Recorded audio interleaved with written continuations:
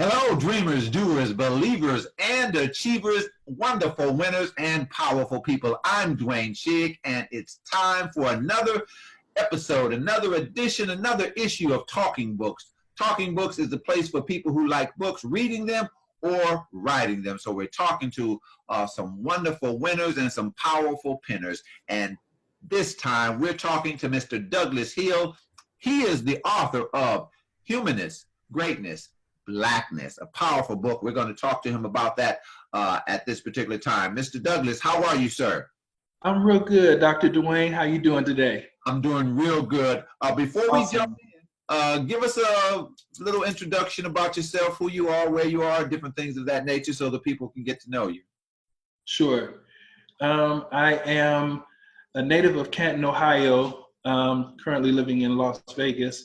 And throughout my life, I've always been active in the community, growing up in church, and I was the youth minister of the home church that I was at for a while. Oh, okay. When I was 19 years old, we had approximately 300 active youths. So throughout my life, I've always been pretty active in working with youth, helping youth, as well as teaching English as a foreign language in Mexico on a couple of occasions. Really? So I'm kind of an adventurous type person, kind of unusual. Okay, unique. Let's say unique, because people have called me unusual. I tell them I'm unique. I'm different. So you're unique. Definitely, that's a good word for me. Yeah. Good. Humanness, Greatness, Blackness. Interesting title. Where did the title come from? Really, it kind of sprang into my mind.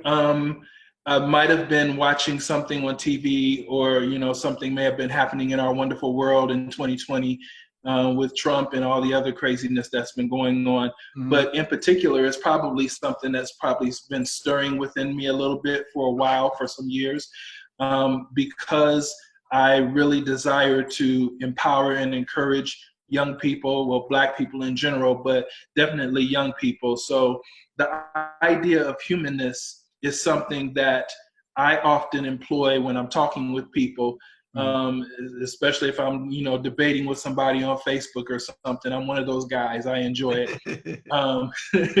But I think a lot of people, especially in today's time, as we deal with issues of systemic racism, the murders of George Floyd and Breonna Taylor and different people that we know, for me, starting with the human aspect is very important, because I think there are a lot of people who immediately jump to, their title or their race or their money or their status. So humanness is a great starting point for me. And then I look at, how do we become great as individuals, as a collective people? And then, of course, the Blackness aspect, which we are, the African American community and its growing demographic.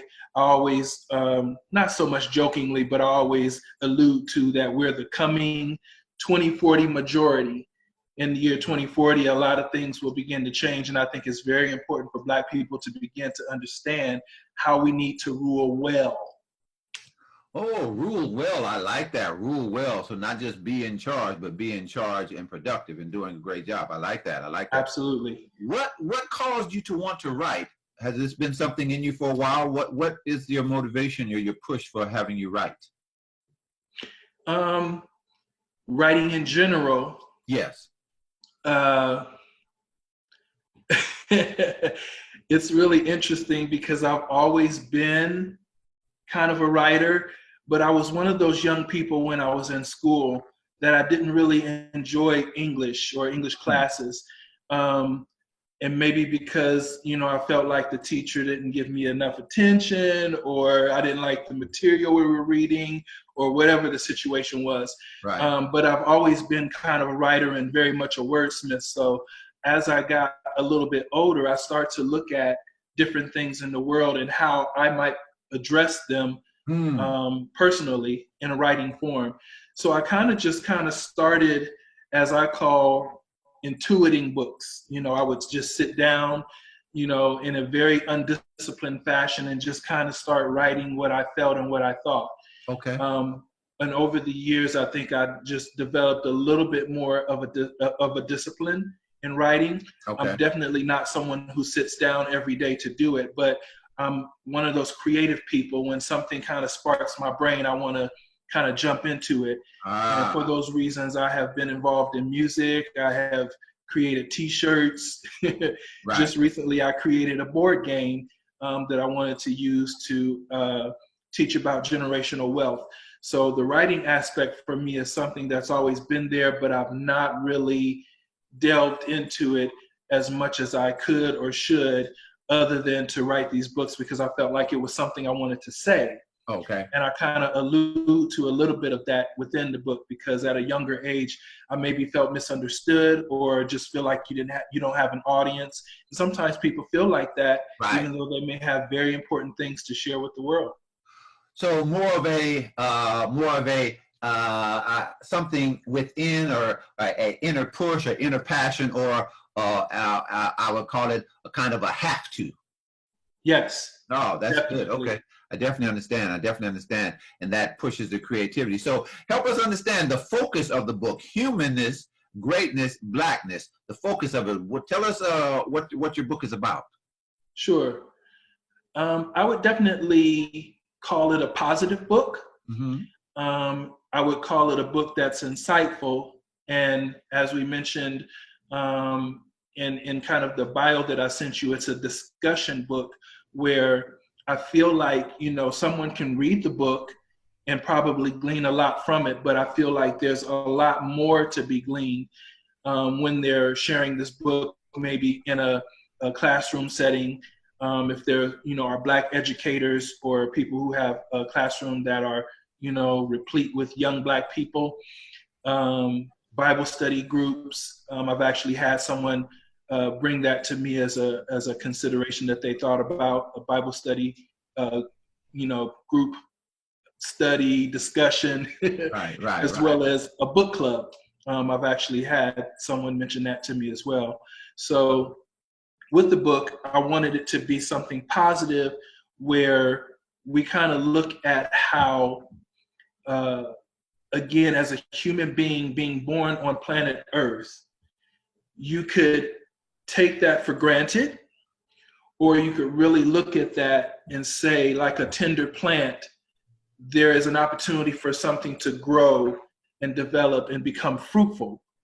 And it is that idea that I feel like I wanted to share with all Black people, mm-hmm. but I definitely wanted to target young Black men in this particular book, because I wanted them to really understand from the time that they're born that you are a treasure, that you are a catalyst, that you are a diamond in the rough. You're a tender plant waiting to grow up, and we just need to harness some of that, and maybe even have some people surrounding them that encourages them. And a part of the book talks about hindsight being 20/20, if you will, where we as adults, especially you and I, Dr. Dwayne, who maybe grew up in an age where we didn't have computers and cell phones and all these different things. We grew up in a particular way that's a little bit different than our millennials today. So it's really incumbent upon us as adults to kind of look back at those young people and kind of share with those young people what some of our experiences may have been. Not that we need them to go backwards and live in a time that was before their inception, but we need them to understand that time is moving forward. Things are progressing. And as we progress, I think that Black people as a whole, and in particular, young Black men, need to progress with whatever is happening in the time. So also in the book, we touch upon things like computer-based jobs, and coding, video games, different things like that, but just kind of introducing it as a subject, something that can be discussed, realizing that the whole of Black America only represents less than 10% of some of those computer-based jobs. So we want the book to not only challenge, who they are and the way they think, but we want them to think about where they're going and how they're going to get there. Let me ask you a question. You mentioned in your bio, and you mentioned it just now, you said a discussion book. So by that, are you saying that the subject matter of the book provoke discussion from the readers, or whatever group that they may be in? It's one that will provoke discussion. I believe so. If someone reads the book, I believe they're going to walk away, with a certain level of fulfillment, if you will. But sometimes there are things that we encounter in our life that are more easily fleshed out. Okay. If we have a sounding board. That's good. That's good. That's good. So this is the type of thing that would provoke that. That is really, yes. That is really good. I like that. If you're just joining us, we are here on Talking Books. We're talking with author Douglas Hill. He is the author of Humanness, Greatness, and Blackness. And you mentioned that the book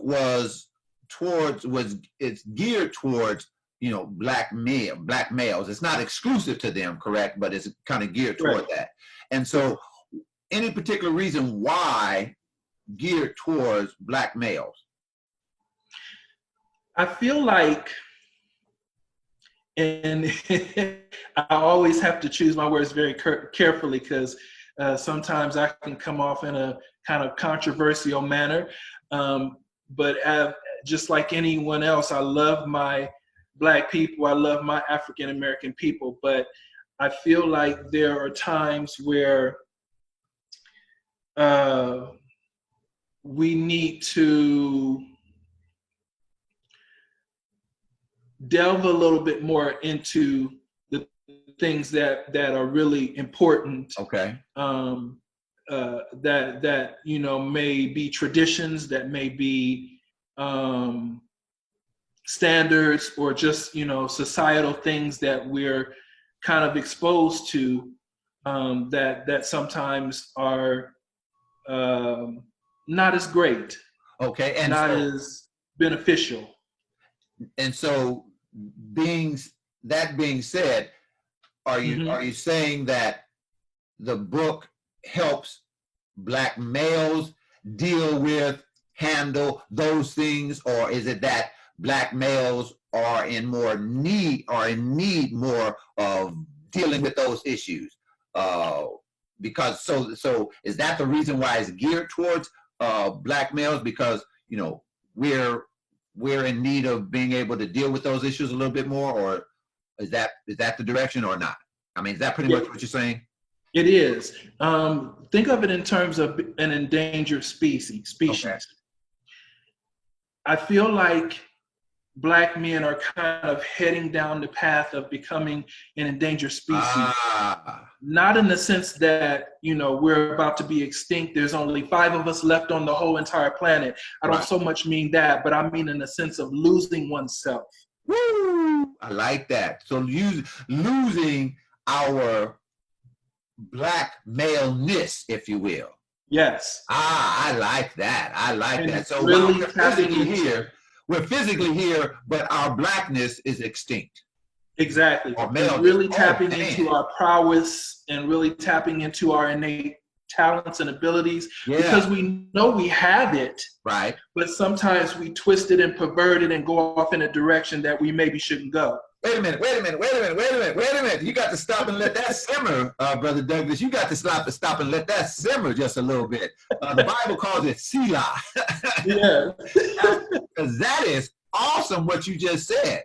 We know these things are there, but we got to tap into it. And so your book shines light on that and helps us do that. Is that one of the things that it does?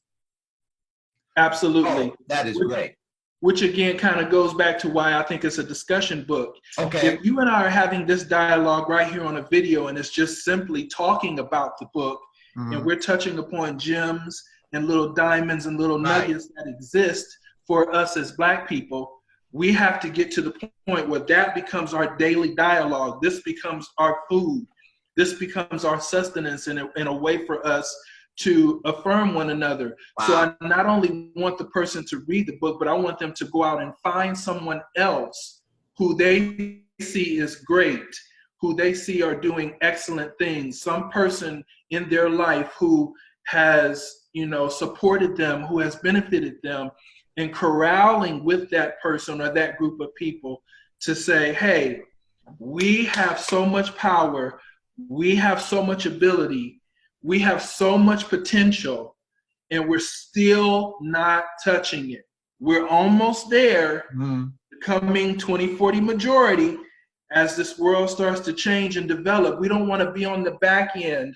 We want to ride the crest of the wave. We want to surf on and soar and really see the prominence of who we are. And I think, again, it's there already, but we just are not exercising ourselves enough for it to really outshine. It's almost like thinking of a glass where you're pouring water into it.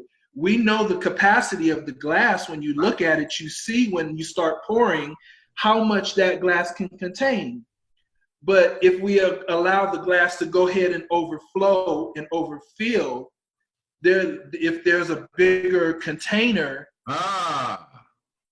that can catch all of that, then we have the ability to inspire not one person, not 10 people, not 100 people, not just 1,000 people. We can inspire tens of thousands of people, Black people, to become great. So it provokes us to see what our capacity is. Correct. Oh man, that is great. I like that. So as the book, the book itself, is it a book of stories? Is it a book of facts? Is it a history book? Giving information. Basically, when we read it, are we reading, does it read like a story? Does it read like a novel? Does it read like, giving information? Or how does it read in terms of the context, in terms of the writing? So when people get it, do they have an idea that they're reading entertainment or infotainment, or am I preparing for a history lesson, or a little bit of both? It's a good question. The way I write, I feel like I'm having a conversation, but there's definitely, I don't feel like there's necessarily a history lesson in there. Okay. But I feel like it could lead to that, or it could lead to other things. Okay. So it kind of just encapsulates a little bit of my own life, a very, very small portion. Okay. But it also just kind of allows me to, again, intuit wisdom as I feel it comes from God, or inspiration as I feel it comes from God or other things. And just, again, being a Black man in America, I feel like the book talks to our deeper selves. So it's almost like a self-help book in a way. Okay. But more generalized, if you will. Okay. And I really feel like there are a lot of people who, when they read books or when they read information, they may take away some things, again, that are a nugget or a diamond for them, some sort of little gem.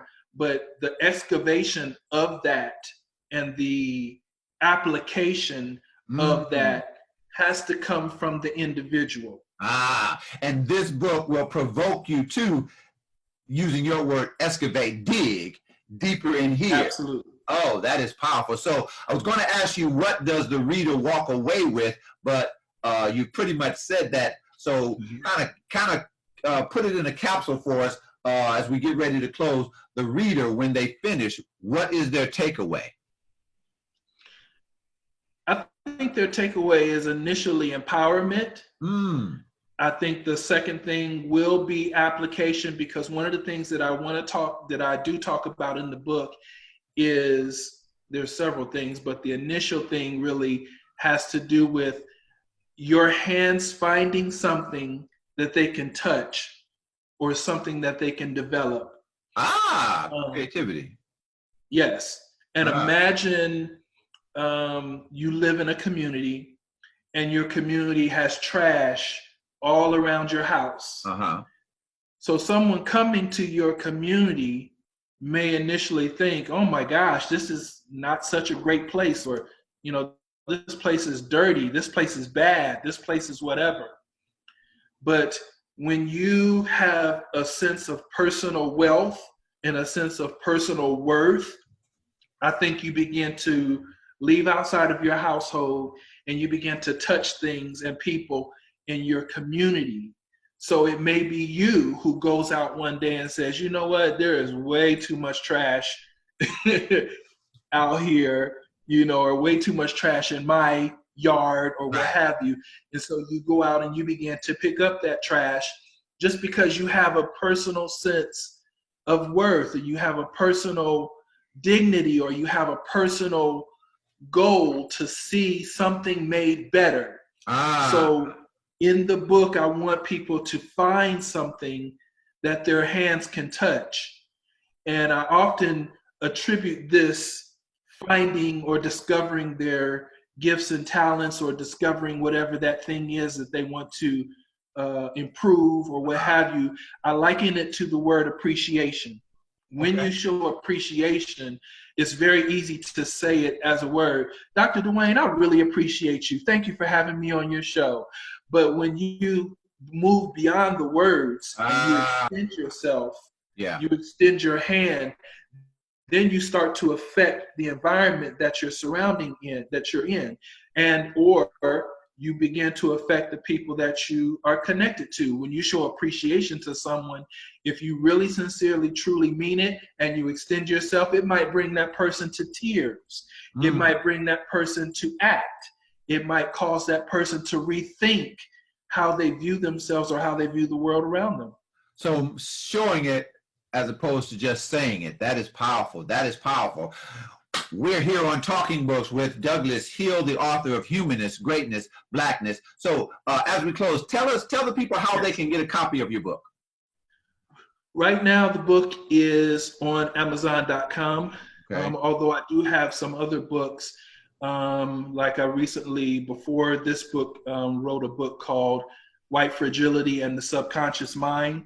And it's kind of a sister book to Dr. Robin DiAngelo, who actually coined the title White Fragility. But I have those books listed on Lulu.com, so I'm kind of still working on uploading some of those and just kind of searching out different avenues. But Amazon is the primary place where you can find this book, Humanness, Greatness, Blackness.